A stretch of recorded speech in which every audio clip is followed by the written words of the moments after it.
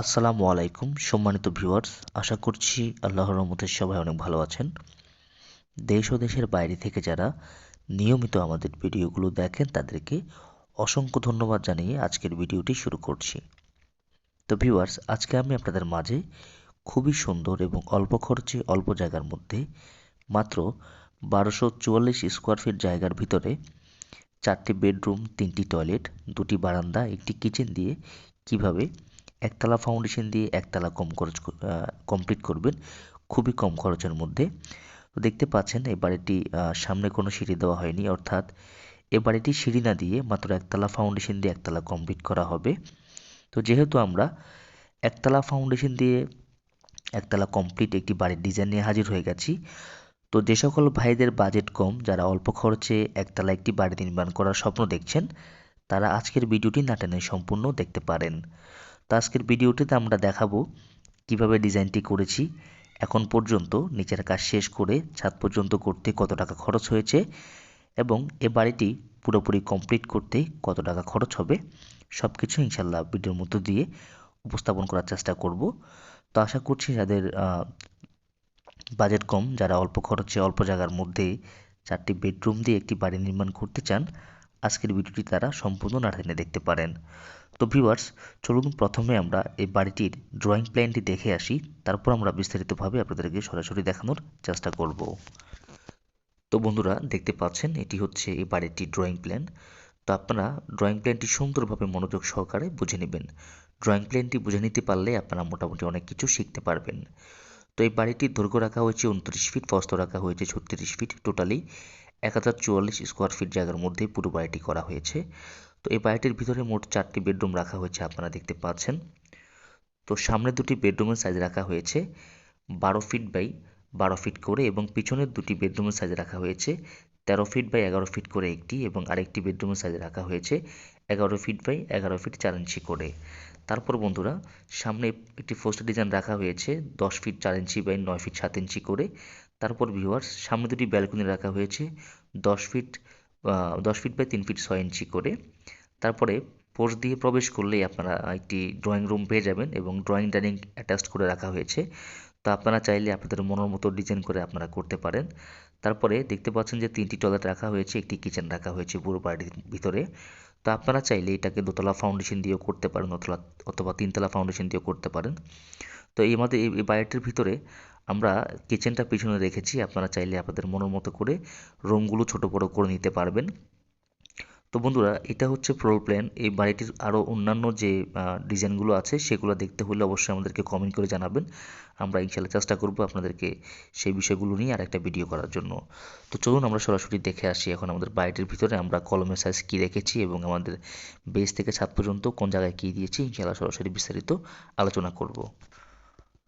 তো ভিউয়ার্স, দেখতে পাচ্ছেন এটি হচ্ছে মূলত আমাদের বাড়িটি, যে বাড়িটির ড্রয়িং প্ল্যান আমি আপনাদের মাঝে উপস্থাপন করেছি। তো আশা করছি আপনারা ড্রয়িংটি সুন্দরভাবে মনোযোগ সহকারে বুঝে নিতে পেরেছেন।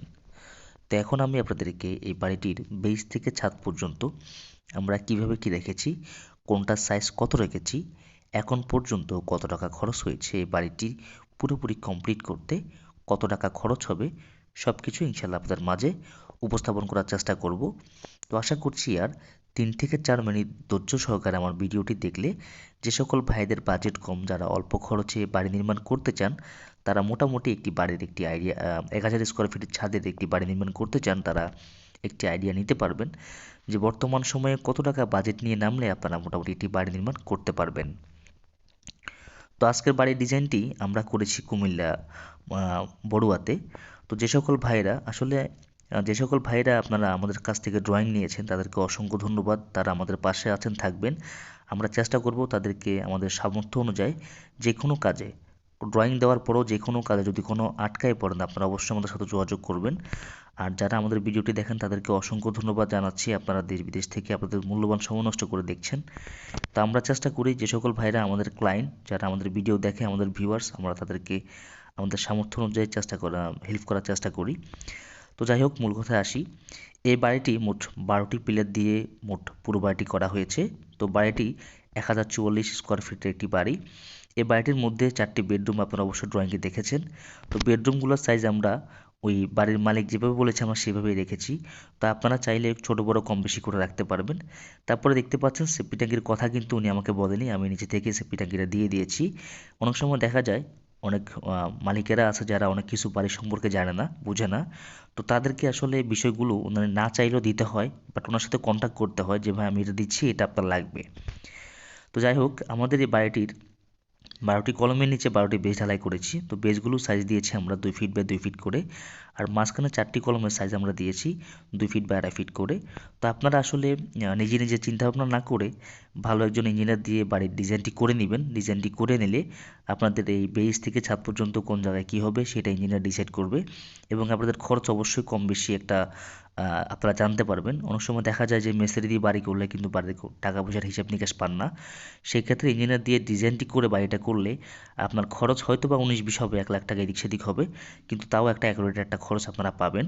তারপরে আপনার বাড়ির যদি আগামীতে সে মনে করেন 15 বছর 20 বছর পরে কোনো সমস্যা হয়, সেজন্য আপনি এটাকে ইঞ্জিনিয়ারকে একটা দায়বদ্ধ বা ধরতে পারবেন যে আপনার বাড়িটা কী করছে, যে করছে সে আপনাকে অবশ্যই এই বাড়ির ড্যামেজ দিতে হবে।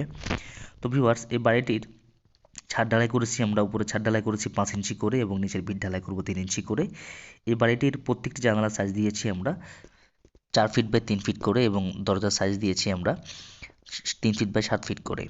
তো ভিউয়ার্স, এই বাড়িটির প্রত্যেকটি কলমের ভিতরে আমরা 10 মিলি রড দিয়েছি আমরা 2টি, এবং 16 মিলি রড দিয়েছি আমরা 2টি, এবং মাঝখানের কলমে 16 মিলি রড আমরা 4টি করে দিয়েছি। তো এটা বেসিক্যালি এটা ছাদের উপরে ছাদের ওয়েটটা ক্যালকুলেশন করে দেওয়া হয়। তো অনেক মিস্ত্রিরা আছে যে সবগুলো কলমে সেম রড দিয়ে থাকে, তাতে করে কিন্তু মালিক পক্ষ অনেক টাকা খরচ হয়ে যায়, সেটা অনেক বুঝতে পারে না। তো আপনারা 15-20 হাজার টাকা খরচ করে একটি ড্রয়িং করে নেবেন। আমি আপনাকে সাজেস্ট করি, যদি ড্রয়িংটি করেন তাহলে মোটামুটি আপনার বাড়িটা কিভাবে কি করলে কি হবে সেটা ইঞ্জিনিয়ার ডিসাইড করবে। তো ভিউয়ার্স, এই বাড়িটিতে এতটুকু কাজ করতে এখন পর্যন্ত খরচ হয়েছে 7 লক্ষ থেকে 8 লক্ষ টাকার মতো। তো এই বাড়িটি পুরোপুরি কমপ্লিট করতে লাগবে 15 লক্ষ টাকা। তো আশা করছি আমরা এই টাকার মধ্যে এই বাড়িটি কমপ্লিট করে ফেলতে পারবো ইনশাল্লাহ। এই বাড়িটি কমপ্লিট হলে ইনশাল্লাহ আপনাদের মাঝে আমি আরও একটি ভিডিও নিয়ে আসবো, যাতে করে আপনাদের বুঝতে সুবিধা হয় আমাদের বাড়ির ডিজাইনগুলো দেখতে কীরকম হয়। তো ভিউয়ার্স, আপনারাও যদি আপনাদের 15 লক্ষ টাকা বাজেট হয় তাহলে আপনারা এরকম একটি বাড়ি 12টি পিলার দিয়ে ভিতরে সিঁড়ি না দিয়ে একটি বাড়ি নির্মাণ করে নিতে পারবেন। তো ভিউয়ার্স, ভিডিওটি ভালো লাগলে চ্যানেলটি সাবস্ক্রাইব করবেন। আসসালামু আলাইকুম।